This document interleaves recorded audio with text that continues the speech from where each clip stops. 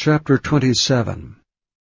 And when it was determined that we should sail into Italy, they delivered Paul and certain other prisoners unto one named Julius, a centurion of Augustus' band. And entering into a ship of Adramyttium, we launched, meaning to sail by the coasts of Asia. One Aristarchus, a Macedonian of Thessalonica, being with us. The next day we touched at Sidon, and Julius courteously entreated Paul, and gave him liberty to go unto his friends to refresh himself. And when we had launched from thence, we sailed under Cyprus, because the winds were contrary. And when we had sailed over the sea of Cilicia and Pamphylia, we came to Myra, a city of Lycia. And there the centurion found a ship of Alexandria sailing into Italy, and he put us therein.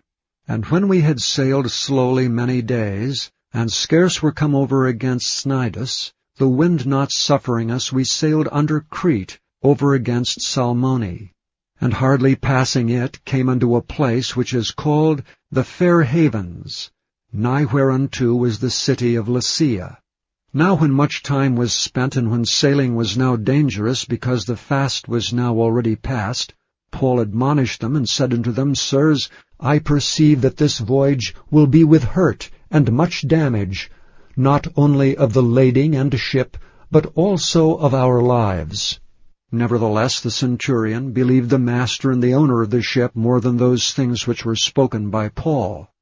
And because the haven was not commodious to winter in, the more part advised to depart thence also, if by any means they might attain to Phoenice, and there to winter, which is an haven of Crete, and lieth toward the southwest and northwest. And when the south wind blew softly, supposing that they had obtained their purpose, loosing thence they sailed close by Crete. But not long after there arose against it a tempestuous wind called Euroclydon.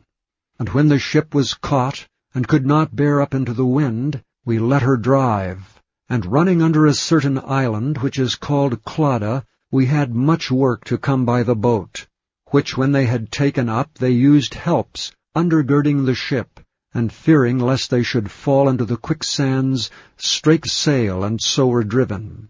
And we being exceedingly tossed with a tempest, the next day they lightened the ship.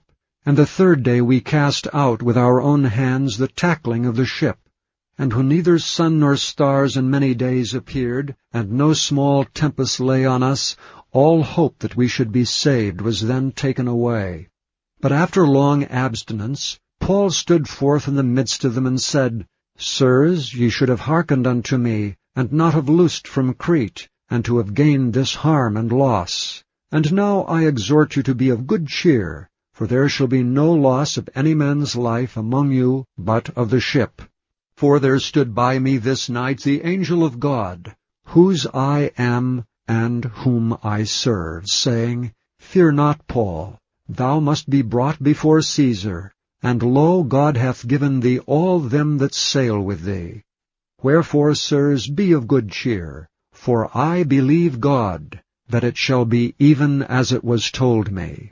Howbeit we must cast upon a certain island. But when the 14th night was come, as we were driven up and down in Adria, about midnight the shipmen deemed that they drew near to some country, and sounded, and found it 20 fathoms. And when they had gone a little further, they sounded again, and found it 15 fathoms. Then fearing lest we should have fallen upon rocks, they cast 4 anchors out of the stern, and wished for the day. And as the shipmen were about to flee out of the ship, when they had let down the boat into the sea, under colour as though they would have cast anchors out of the foreship, Paul said to the centurion and to the soldiers, Except these abide in the ship, ye cannot be saved. Then the soldiers cut off the ropes of the boat, and let her fall off. And while the day was coming on, Paul besought them all to take meat, saying, This day is the 14th day that ye have tarried and continued fasting, having taken nothing. Wherefore I pray you to take some meat, for this is for your health, for there shall not an hair fall from the head of any of you. And when he had thus spoken, he took bread and gave thanks to God in the presence of them all. And when he had broken it, he began to eat. Then were they all of good cheer, and they also took some meat. And we were all in the ship 260 souls. And when they had eaten enough, they lightened the ship and cast out the wheat into the sea. And when it was day, they knew not the land, but they discovered a certain creek with a shore, into the which they were minded, if it were possible, to thrust in the ship. And when they had taken up the anchors, they committed themselves unto the sea, and loosed the rudder bands, and hoisted up the mainsail to the wind, and made toward shore. And falling into a place where two seas met, they ran the ship aground, and the forepart stuck fast and remained unmovable, but the hinder part was broken with the violence of the waves. And the soldiers' counsel was to kill the prisoners, lest any of them should swim out and escape.